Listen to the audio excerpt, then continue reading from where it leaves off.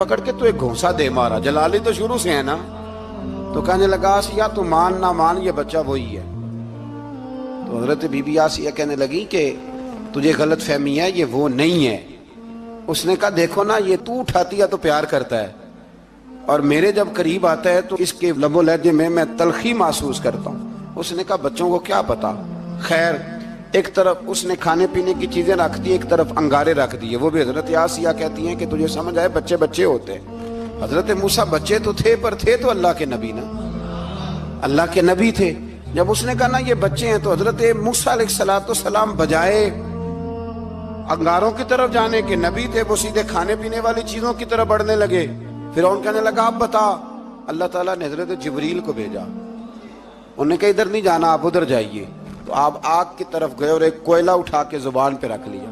تو آسیہ کہنے لگی سمجھ آئی، بچے کو کیا پتا کدھر جانا ہے کدھر نہیں جانا. اگر وہ اتنا ہی خیال ہوتا، وہی بچہ ہوتا تو آگ.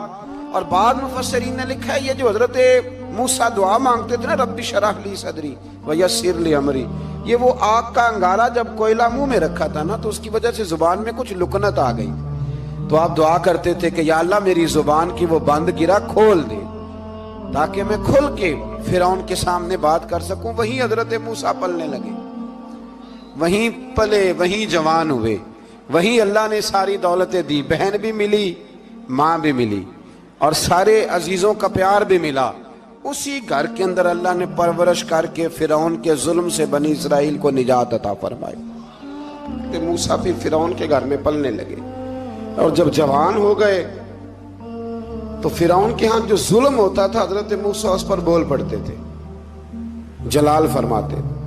تو فرعون پھر ناراض رہنے لگا، یہاں تک کہ اس نے آپ کو نکال دیا. آپ تشریف لے گئے وہاں سے.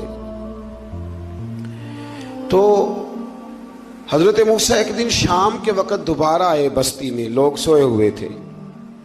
تو دو آدمی، ایک بنی اسرائیل میں سے اور ایک فرعون کی اپنی قوم میں سے، وہ دونوں آپس میں جھگڑ رہے تھے.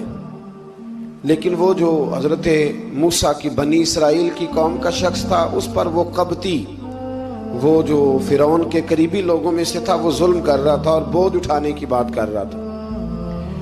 اب اس نے حضرت موسیٰ کو پکارا کہ یہ دیکھے میرے ساتھ کس طرح کی بات کر رہا ہے. تو حضرت موسیٰ کا ارادہ بھی نہیں تھا. آپ نے بس اس کو سمجھایا، پر کچھ لوگوں کو سمجھ. تو حضرت موسیٰ نے پھر ایک مکہ مارا، ایک گھونسا مارا، صرف ایک ہی. یہ کئی تگڑے اور دلیر اس طرح کے بھی ہوتے ہیں کہ گھونسا ایک بھی برداشت نہیں کرتے. وہ ایک مارا، آدمی دھڑام سے زمین پہ گرا اور ماری گیا. حضرت موسیٰ کا ارادہ